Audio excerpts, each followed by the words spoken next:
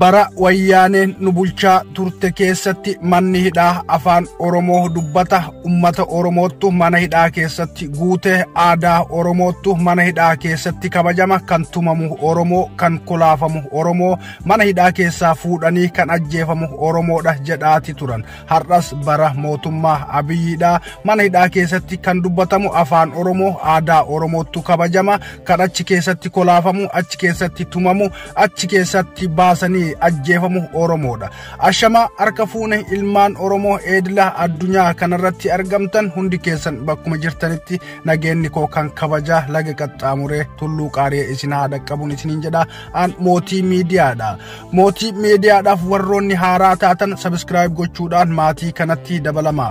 Waa'ee Jawaar irraayin waa tokko isiniif dubbachuudhaaf dhufe hanga xumura sagantaa kiyyaatti na hordofaan affeerraa koo yeroo hundaati. Yeroo waa'ee Jawaar kaafnu waa'een baqala garbaa fi ayyoota Oromoodha warroota mana hidhaa keessa turan hunda ilaallata. Kanarratti harka cabuu Jawaarii fi achi keessatti rakkoowwan irra gahan irraa wanto adda addaa isiniif dabarsa hanga xumura sagantaa kiyyaatti na faana turaan isiniin jedha.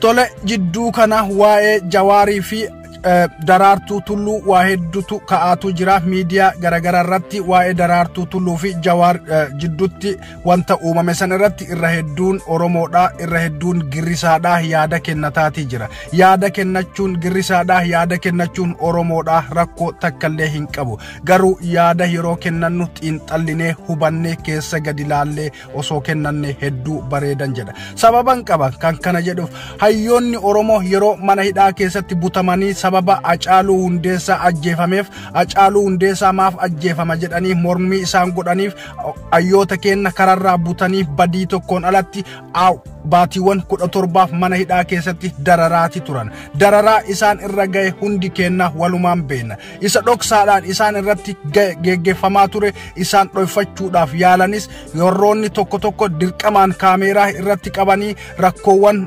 hayyoota Oromoo mana hidhaa keessatti dararaa isaan irra gahe tumaa isaan irra gahe miidhaa hangana hin jedhamne hayyoota Oromoo irratti gahe girrisaawwan tokko jala fiiguudhaan kaameeraa keessa buusanii saaxila baasaati jiru hayyoonni Oromoodha yeroo wanta kana dhoyfatan tumamuu isaanii reebamuu isaanii mana hidhaa san keessatti gidirfamuu isaanii ummata Oromoo jala yeroo dhoyfatan akka ummanni Oromoo hedduu xiiqee kanaa olitti rakkoo biraa keessa hin seenneef yaadanii xiinxallaniiti garuu girrisaawwan tokko jala fiiguudhaan miidhama isaan irra gahe rakkinni isaan keessa turan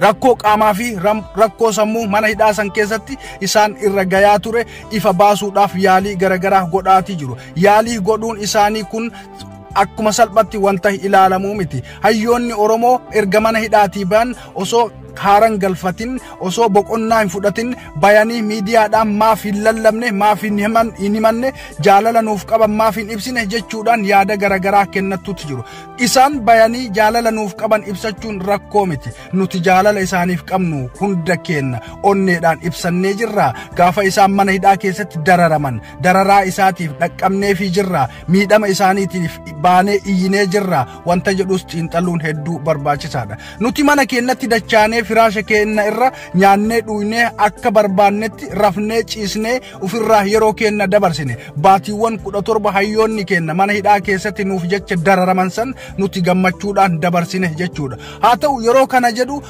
irra caalaan Oromoodha gammachuudhaan dabarse jechuu miti warroonni garaan isaanii gubataa sammuun isaanii boorayaa ture hedduutu jira isaan sunis haa ta'u malee guyyatti 3 nyaatanii guyyatti 4 nyaatanii akka fedhan dhuganii bashannananiiti jiraatu haa keessatti qalbiin isaanii cabu malee warroonni mana hidhaa keessatti nuuf jecha dararamaa turan sun beelanii dheebotanii tumamanii reebamanii rakkoon garagaraa isaan irra gayaati jibbii sana hunda dabarsan. Gaafa achi keessaa ba'an osoo isaan hin boqatin osoo isaan oolanii hin bulin miidiyaa irratti ba'anii maaf hin lallabne jedhanii irratti yaada garagaraa kaasuun aada maleedha. Kun safuudha. Safuus eeggachuudha qabna. Kanarraa kan dabre waa'ee Daraartuu Tulluutii wal qabatee Daraartuu Tulluu yeroo Jawaariin gaafachuudha jedhetti Jawaar maaf lafaa ol ka'ee Daraartuu simachuu didde jettanii yaa'iin isin garagaratti Facebook irratti fi YouTube garagaraa irratti godhaa jirtan ammas kun safuudha aada maleedha.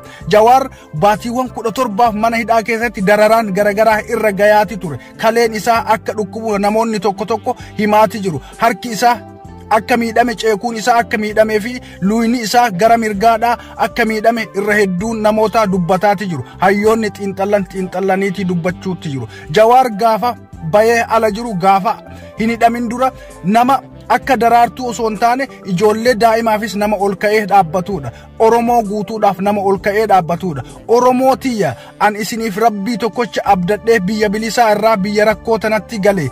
Kanaaf isin abdadha jedhee nama bayee dubbate nuti fuunee mana hidhaatti isa darbineeti biraa hafne. Kun kana qofaa miti. Gaafa Amboo keessa miilaan deema jedhee akka dhiiraatti dubbate galee akka dhiiraatti akka leencaatti gururi'aa bokkisaa Amboo keessa miilaan nama deemedha. Jawaar homa fedhellee osoo godhee homa fedhellee osoo balleessee Oromoon irra taruu fi danda'uu qaba.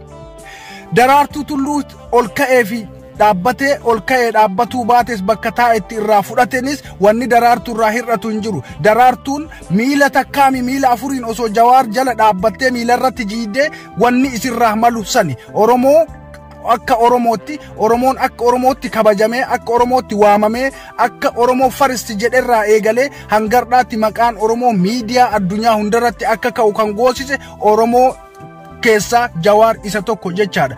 Jawaarii kanaaf iddoo guddaa qabaachuun dirqama kenna. Daraartuu jalaa maaf ol ka'uu dhabe, Daraartuu maaf xiqqeessee maaf kabajuu dhabe jettanii duula garagaraa miidiyaa irratti gootan safuudha aada maleedha. Yeroo dubbiilee garagaraa dubbannu maal dubbachaati jirra? Maaltu nurraa eegama? Maal gochuudha qabna? Nuti hoo maal goone? Namni sun maal nuuf godhe?